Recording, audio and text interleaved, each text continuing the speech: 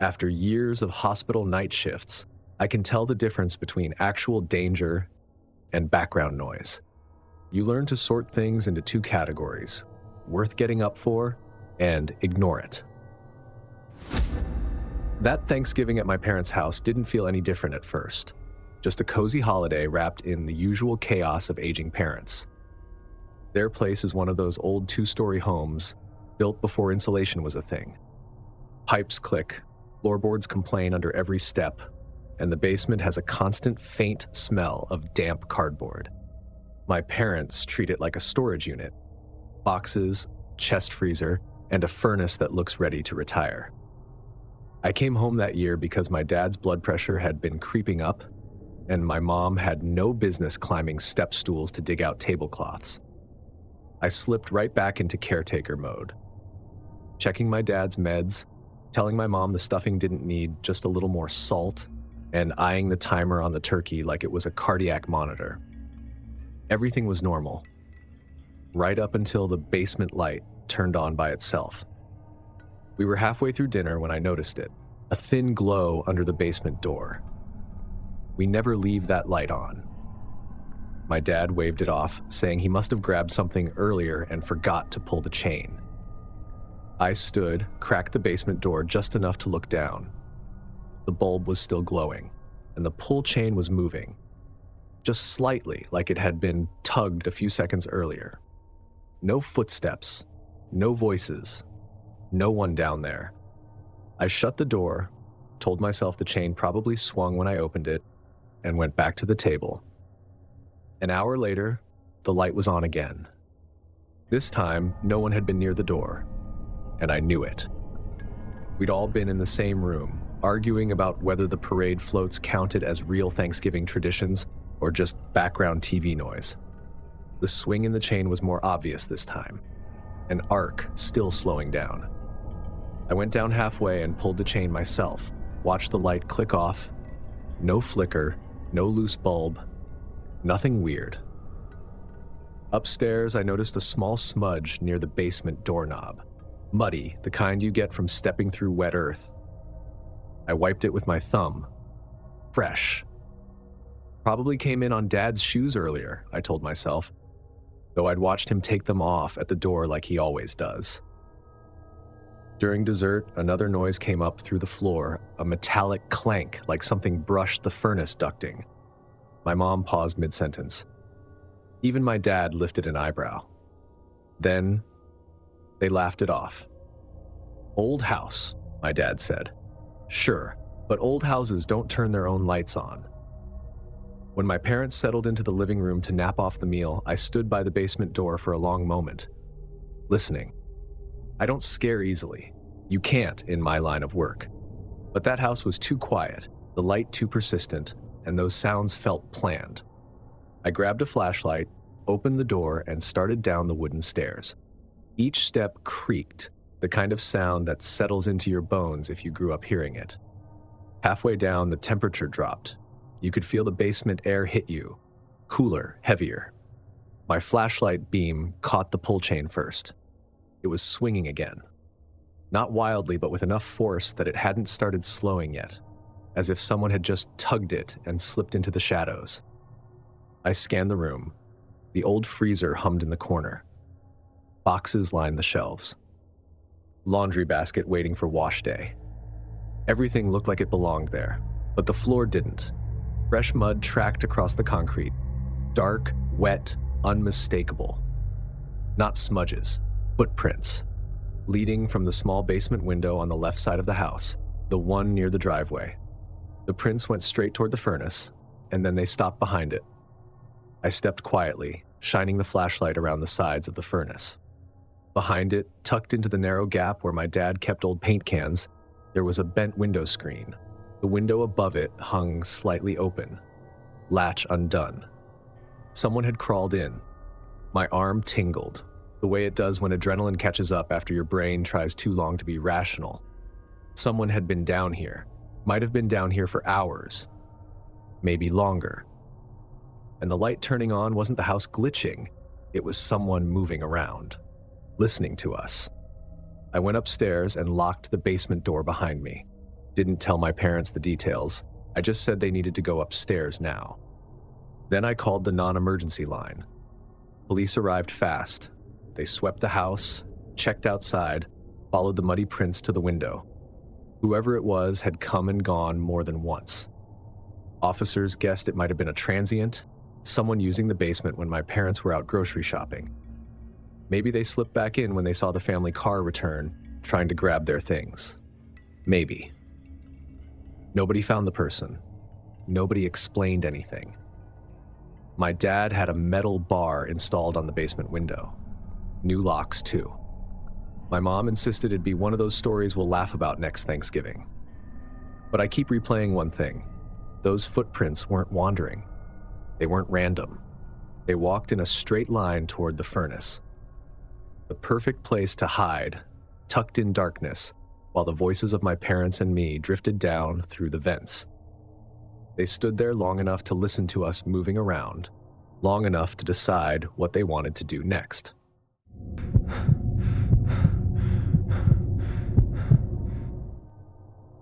Thanksgiving at our house was supposed to be simple that year. No big drama, no traveling, no giant guest list. Just me, my wife Erin, our 7-year-old son Max, and my younger brother Kyle. Turkey, football, jokes that were only funny because we were tired. Honestly, I was looking forward to it. Outside, the storm had already been loud for hours. Real Pacific Northwest stuff. Wind hammering the siding, rain hitting the windows hard enough that you could hear individual drops, branches scraping the roof like they wanted inside. Inside, everything felt warm and ordinary. The Macy's parade replayed on TV, the oven door kept fogging up, and the house smelled like rosemary and butter. We were halfway through dinner, still giving the turkey side-eye for being too dry, when the storm decided to show off. A flash lit up the whole room like a camera had gone off in our faces. 1 second later, something cracked nearby, loud enough to vibrate the table, and the entire house went dead. TV gone. Fridge silent. Overhead lights nothing. Only the candles on the table stayed alive. Max whispered, "Cool." Erin said something that definitely wasn't cool. Kyle laughed like this was all part of the plan. Welcome to rustic Thanksgiving. I grabbed the old flashlight from the junk drawer and headed for the breaker panel. Everything looked normal, not a blown fuse. Just the storm killing power up and down the street. Through the front window, every other house on the block was dark too. No porch lights, no holiday decorations, just shadow. I headed back toward the dining room, and that's when I saw it. Our sliding glass door takes up almost the whole back wall. At night, it's basically a giant mirror. But near the bottom corner, there was a small foggy patch on the outside of the glass, like someone had leaned close and breathed on it. I wiped it with my sleeve. It smeared exactly like breath would. Dog must have been here, I said, though even I didn't buy it. Ruger had been locked in our bedroom all evening because he begged too much during dinner. Ruger's in the room, Erin reminded me from behind. I didn't answer. I went back to the table. We tried to keep the mood light, candlelit Thanksgiving, kind of cozy, right? But the storm felt louder now, like the darkness outside had weight to it. Then we heard the sound. Soft, close, coming from the direction of the sliding door. It wasn't the wind, and it wasn't rain. It was subtler. Everyone stopped talking. Max looked up, wide-eyed. Kyle frowned, trying to act tougher than he felt. Erin whispered, "Was that?" I grabbed the flashlight again and walked toward the door slowly. The candlelight behind me made my reflection stretch across the glass, but the foggy patch was already returning. Bigger this time. Slow. Expanding. Exactly like someone standing inches away, breathing out. I stopped a foot from the curtain. "Don't open anything," Erin said. I didn't plan on opening a thing. I just wanted to know what was out there. I held the flashlight down at my leg so I wouldn't blind myself in the reflection, then lifted the curtain with 2 fingers and flicked the light upward. That beam hit a face. A real face.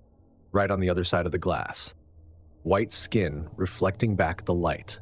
A dark knit cap, eyes squinting against the flashlight. No surprise, just a flat, almost annoyed look, like I'd turned on a light too early. The face jerked back and disappeared into the black yard so fast the fog on the glass distorted as it moved. I dropped the curtain and locked the door in the same motion. Aaron grabbed Max. Kyle started checking the hallway like he expected someone at every window. I dialed 911. My voice came out tighter than I wanted, explaining that someone had been standing right up against our sliding door, watching us. The dispatcher said calls were stacked because of the storm, but they'd send someone as soon as possible. She told me not to go outside. I didn't need the reminder. We gathered in the living room with the candles, all of us listening for anything. Footsteps on the deck, the scrape of someone testing a window, anything that didn't match the storm. Even Ruger was silent behind the bedroom door. Every minute stretched like 10. By the time the officers knocked, the storm had eased up, but the house still felt strange, like all the warmth we'd had earlier was gone. 2 cops with flashlights walked the perimeter. I watched from inside as beams of light swept across the backyard. "Here," one of them called. He was crouched right at the sliding door, aiming his flashlight down. There were shoe prints in the mud, deep ones, right up against the glass. Not 1 or 2, but a trail pacing back and forth along the door, then leading to the kitchen window, like the person had been checking for entry points. The officer came inside and said, "Storm like this knocks out power, people start checking houses. Some are just looking for quick opportunities. Looks like you startled him before he tried anything." That landed wrong. Didn't make me feel safe at all. They took a report, told us to keep everything locked, and said they'd patrol the block again before finishing the shift. By then, the candles were burning low, and Max had fallen asleep against Aaron. When they left, the house felt too dark and too quiet. The next morning, I went out to look again with real daylight. The prints were clearer. Average size, cheap boot tread pattern, nothing distinct. But when I stepped back inside and really looked at the sliding door, I saw something I'd missed in the dark. 2 faint smudges, exactly at the height of that foggy patch. Not fingerprints, not a hand, lips. Someone had pressed their mouth against the glass, leaning in, testing how quietly they could breathe on it. I installed a thick wood board in the track that same day, and motion lights, and a camera, all before cleaning the dishes from Thanksgiving. And now every time we lose power, even if it's just for a split second, I automatically turn toward that sliding door, expecting a face already there, watching, breathing, waiting for us to get distracted again.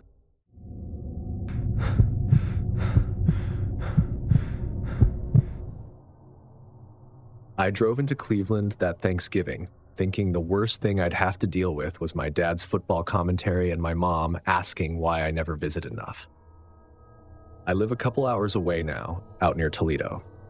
I work long days and holidays sneak up on me. Still, I brought a store-bought pie and did the familiar drive back to the split-level house I grew up in. The one with the same sagging gutter and the same mailbox that's been hit by the snowplow 3 winters in a row. Inside, the place was loud in that old comforting way. My sister yelling at her kids, my brother raiding the turkey skin, my mom acting like she was running a 5-star kitchen, and my dad complaining about modern football. I put my bag in the hall, kissed my mom, and got handed a carving knife before I could take my coat off. It felt like being 13 again, in a good way. After dinner, huge, chaotic, loud, my mom made her annual push for me to stay the night instead of driving back tired. "Don't argue," she said, pointing with a wooden spoon. "Guest room's made up." She wasn't wrong. I was exhausted. I'd finished drywall on a job that morning before heading over, and every joint in my back was reminding me I'm not 20 anymore. So I agreed. One night wouldn't kill me. The guest room is at the end of the hall, the same room that used to be mine before my parents turned it into storage and later into a guest space. Same old dresser, same squeaky window, same view of the side yard where the neighbor's fence leans in like it's tired too. When I went in, I noticed the old door still had that loose latch. It won't stay shut unless you give it an extra push. I shoved it until I heard the little click, changed into sweats, and collapsed onto the bed. I must have fallen asleep fast. The first time I woke up, it was to a faint creak in the hallway, light like someone stepping on a familiar board. I assumed it was my dad going to the bathroom, rolled over, and went back out. The second time I woke up, it wasn't because of a sound. It was the feeling. The air in the room felt heavier, like someone else was in it. I kept still, let my eyes adjust. The room was dim, just a little streetlight glow leaking through the curtains. That's when I saw the guest room door. Open. Enough to see a few inches of the hallway.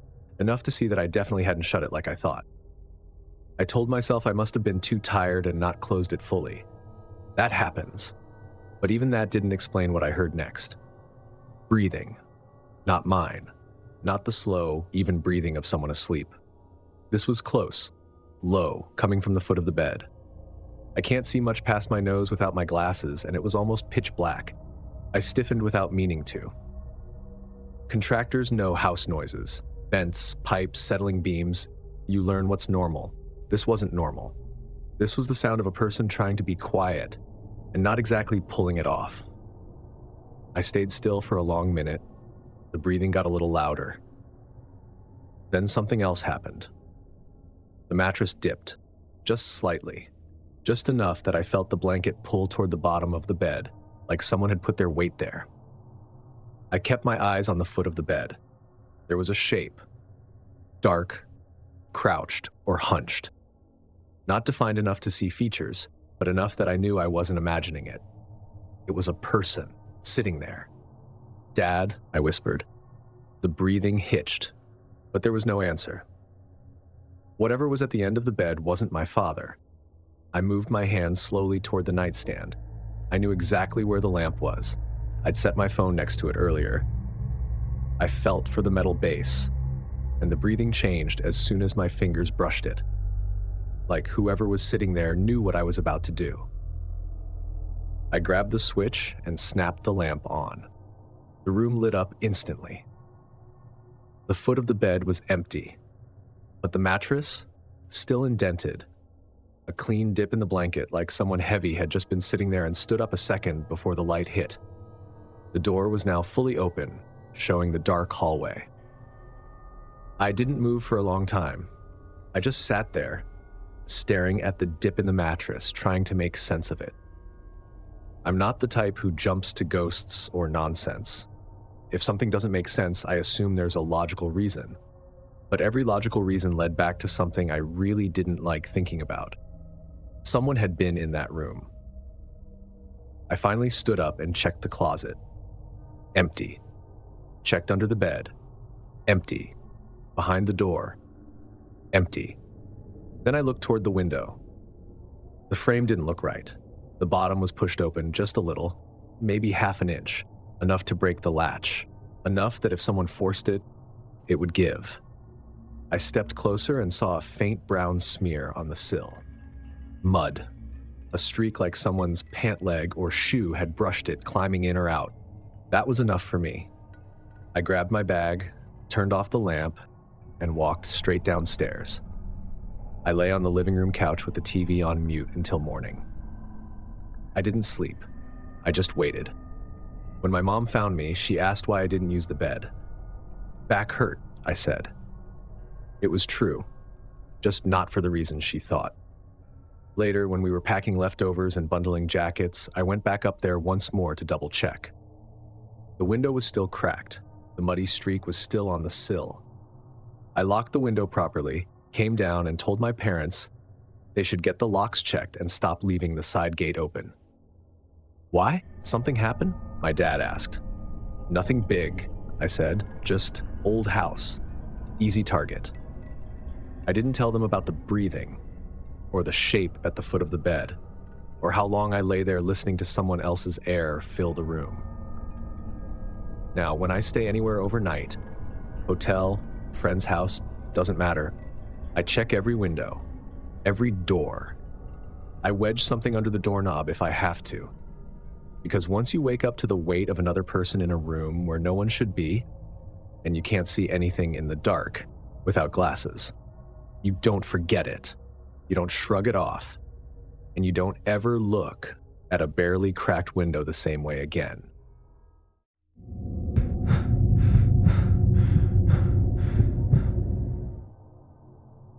I've spent plenty of Thanksgivings alone in my truck, doing late deliveries while everyone else posts pictures of turkey and family fights.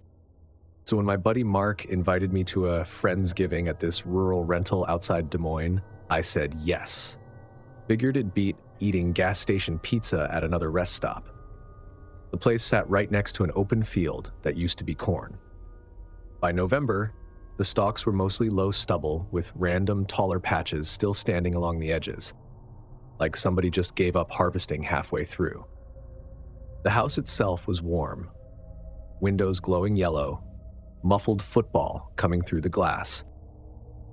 Inside, mismatched chairs, folding tables, kids running around, people laughing loud.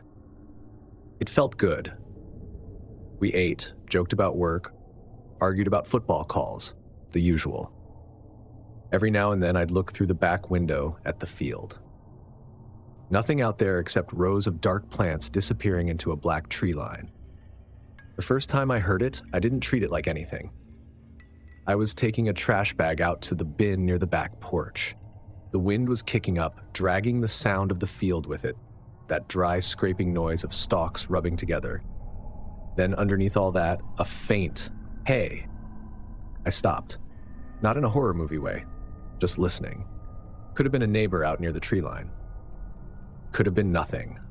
I tossed the trash and went back inside. Thought I heard someone yell, "Hey out there," I mentioned to Mark. He barely looked up. Neighbors mess around in the field sometimes. Bonfires, target practice, whatever. So I let it go. An hour later, the house had settled into that post-dinner haze. Leftovers cooling on the counter, kids half asleep on couches, football still murmuring in the background. That's when it happened again. This time, everyone heard it. "Hello." Conversation cut off immediately. Orcs paused. People looked around like the sound had come from inside the room. "That wasn't the TV," someone said. The noise came from the back of the house. Stretched, almost lazy, like someone calling from a distance but trying to make sure you did hear it. After a few seconds, everyone shrugged it off and went back to small talk. But now the laughter was thinner. The next call came maybe 10 minutes later. Closer this time. "Hey." The hairs on my neck went up. Not because it sounded scary, because it didn't. It sounded like someone trying out the tone you'd use to ask for help. Someone pulled the curtain back a couple inches. The porch light lit a small circle of grass. Beyond that, darkness, field, indistinct shapes of leftover stalks. Nothing moving. We all stared anyway. Rustling in the field picked up, not in wide sweeps like the wind, but in short, uneven bursts, like footsteps stopping and starting. Mark tried to brush it off. Could be a drunk neighbor, or a prank. Nobody really bought that. Then the voice came again, even closer. "Hey, can you help me?" The tone was wrong. No panic, no urgency. Just a soft, flat request, like someone repeating a phrase they'd heard other people use. A few people exchanged looks. "We should check," someone said. "What if someone's hurt?" I wanted to say, if someone's hurt, they don't hide in a field whispering at strangers. But instead, we ended up doing the stupid compromise. Not going out there, but stepping onto the porch with flashlights. Me, Mark, and another guy grabbed 2 beams and went outside. The cold hit immediately. Porch boards creaked. The house behind us went quiet. Everyone watching through the glass. "Hello?" Mark called out. "We hear you. Are you okay?" Nothing at first. Then from somewhere low to the ground, hidden in the stalks, "Hey!" My flashlight swept across the field. For half a second, I caught something pale between two rows. Not a face, exactly, but the shape of one. A curve of cheekbone catching a slice of light before dipping back down. "I saw that," I said. "Someone's crouched out there." "Maybe they fell," the other guy said, moving forward a step. "No," I said, putting a hand out to stop him. "If they're hurt, they'd move toward the house, not stay low." The voice came again, sharp this time. "Hey, come here." That was it. Every instinct from years of late-night rural deliveries lit up at once. "This is wrong," I said quietly. "We're not walking out there." Mark hesitated, then nodded. "Yeah, let's call it in." We went back inside, locked the doors, and made a non-emergency call. The deputy arrived maybe 15 minutes later. His cruiser lights washed over the house. We watched him walk the edge of the field with his flashlight. He called out. No answer. When he came back, he told us he didn't see anyone, just a few trampled patches along the edge, like someone had been standing there pacing back and forth. We all tried to go back to normal after he left, but the vibe was off. The field felt too big, the house too small, the wind too loud. I left earlier than I planned. Driving home, every time I passed another field, I braced for a voice to float out of it. Now, when I'm on a rural route at night and I hear anything coming from the dark, a shout, a laugh, a "hey man," I don't move toward it anymore. I get back in the truck, I lock the doors, I stay in the light. Because what I realized that night is simple. People who really need help come closer. The ones who stay hidden in the dark while calling to you, they're waiting to see if you will come closer to them.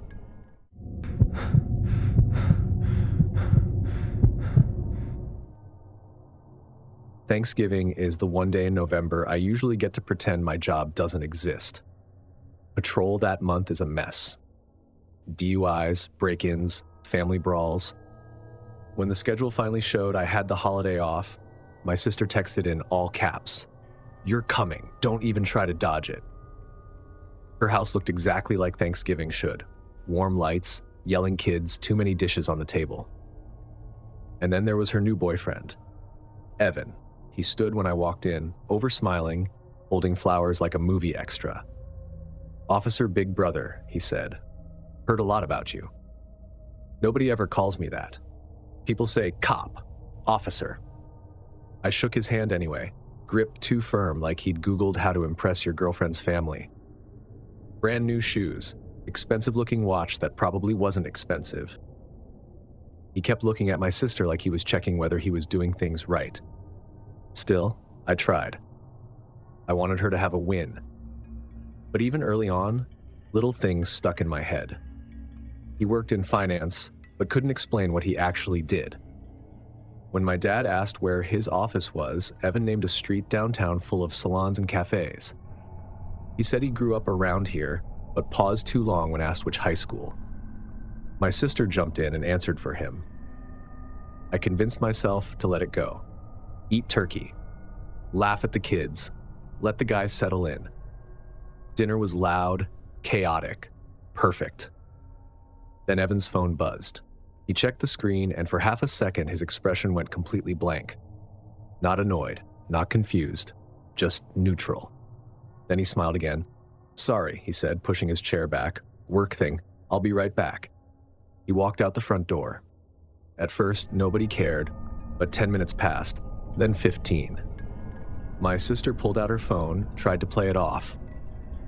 "He probably had to deal with something urgent," she said, but her voice had that nervous brightness she gets when she's covering for someone. I stepped away from the table under the excuse of stretching my legs and looked out the window. His car was gone. No text, no call. Just gone. I didn't tell her right away. She was still laughing at something one of the kids said, holding on to the evening like nothing was wrong. I didn't have the heart to drop the whole truth in the middle of dessert, but I went home thinking about that blank look he had before he left. The next morning, at roll call, the sergeant mentioned a burglary across town the night before. Homeowner walked in on the guy. Suspect bolted out the back door. When they put the doorbell cam footage up on the screen, my stomach dropped. The video was grainy, sure, but the build, the haircut, the jacket, even the way the guy scanned the porch.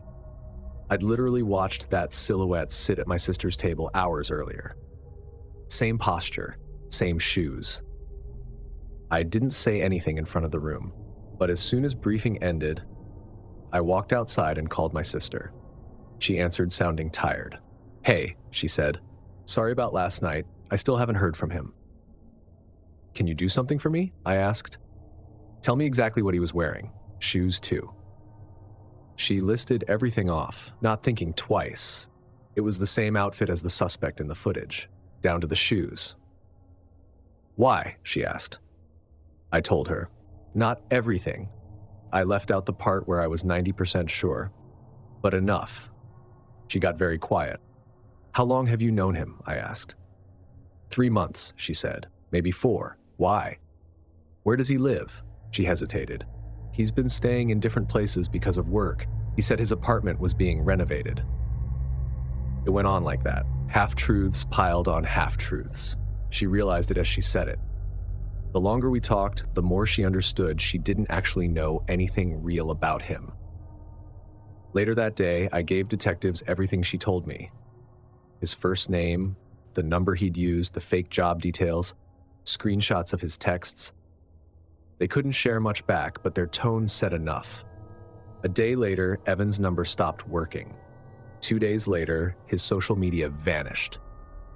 My sister deleted their photos, blocked everything, then cried over the fact that she let him sit next to our nieces at dinner. That part shook her the worst. "You think he used me?" she asked. "I think he was trying on a life," I said, seeing how it fit.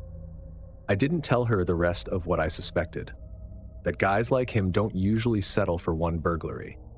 They drift, they charm, they slip into families and slip back out before people get suspicious. At Christmas, she joked she was off dating for a bit. Everyone laughed like that made it better. But at the next family gathering, I caught her checking the windows 3 times in an hour. He was never arrested, at least not here. Maybe he jumped to another state. Maybe he's still going to family dinners, just someone else's, and slipping out the door halfway through. All I know is this. People think danger shows up wearing a mask, carrying a weapon, breaking a window at midnight. Sometimes danger shows up with flowers, smiles at your parents, tells jokes to your nieces, and disappears right before dessert. These days, when friends talk about bringing someone new to Thanksgiving, I tell them, half joking, fully serious, ask more questions than you think you need to. People audition all the time. Most shrug it off, but I've seen who walks out the front door and never comes back. If any of these stories had you mentally checking your own locks, welcome to the club. Smash that like button, hit subscribe so you never miss the next scare, and tell me which story messed with you the most. And if you think the highway is the safest place to clear your head, oh man, this next video will fix that real quick. Click now to watch 4 scary highway horror stories, because some people on the road aren't trying to get somewhere, they're trying to get someone. Or just kick back, the next nightmare will roll in automatically. Thanks for watching, stay alert, stay safe, and I'll see you in the next nightmare.